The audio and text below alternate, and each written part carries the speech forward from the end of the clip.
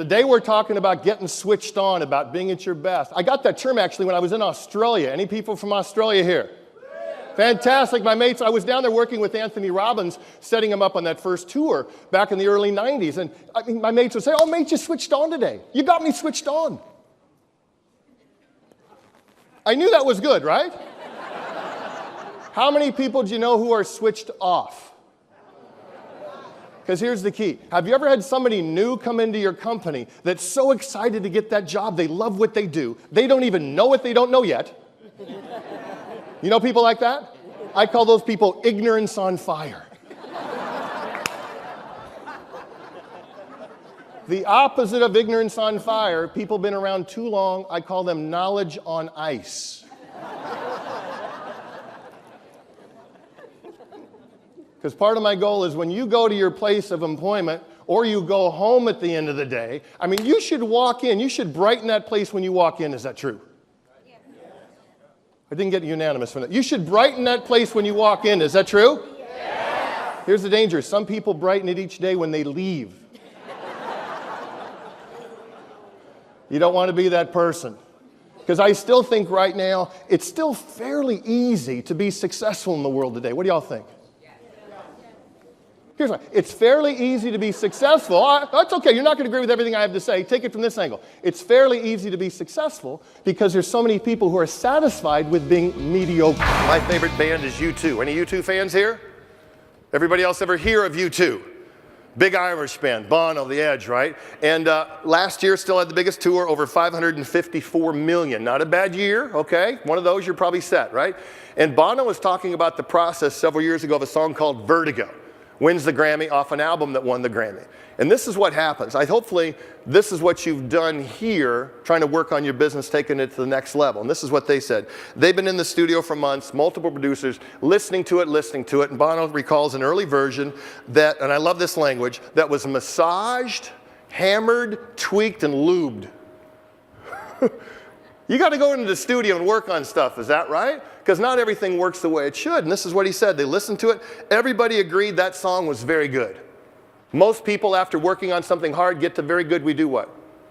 Stop, because gosh, it's very good. This is what Bono said. Very good is the enemy of great.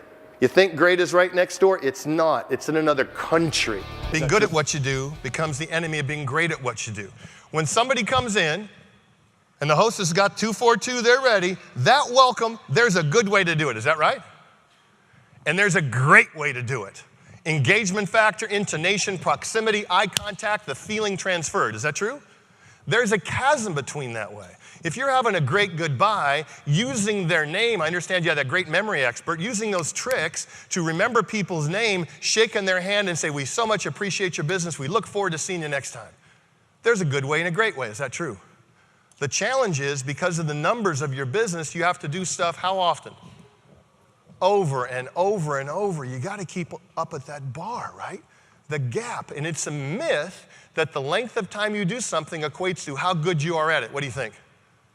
You ever talk to people? How long have you been a manager? I've been a manager for 12 years. They think just because they've been doing it 12 years, they're great. Is it possible they're mistaken? Some people learned a lot that first year, and they repeated that first year of experience 12 years in a row. Good gut check question for you. How much better are you at what you do than you were last year? Where have you raised the bar? Where have you turned those little errors into new disciplines? What have you done better? I was dealing with a program. It was a company for Ameriprise Financial.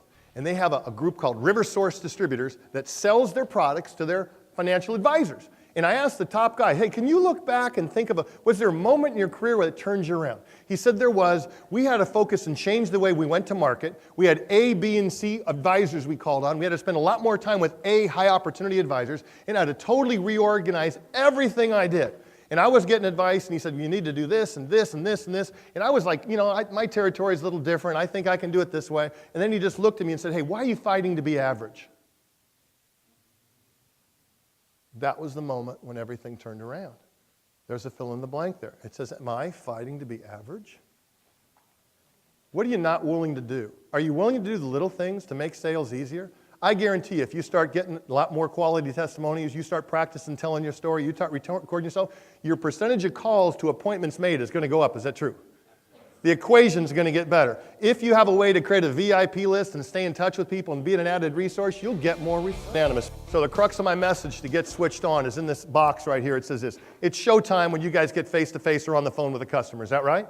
Showtime. You got to be able to bring it. You can't wing it. There's not a great athlete. There's not a great actor. There's not a great singer. There's not a great salesperson that doesn't do something before they get on, quote, stage to prepare. Is that true?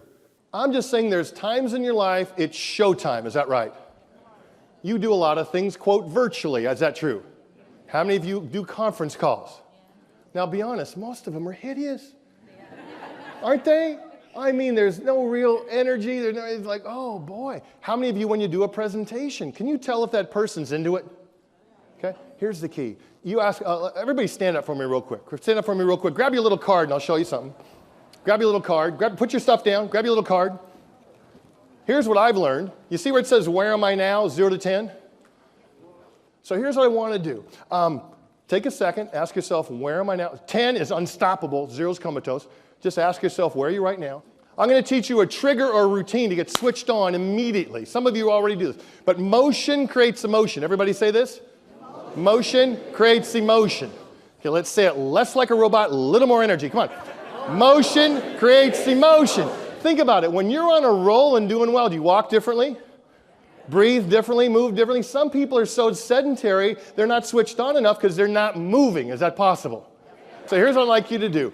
Stand, big smile on your face, big smile on your face. And on the count of 3, we're just going to go 1, 2, 3. Yes, like that. Big fun. Here we go. Big smile. 1, 2, 3.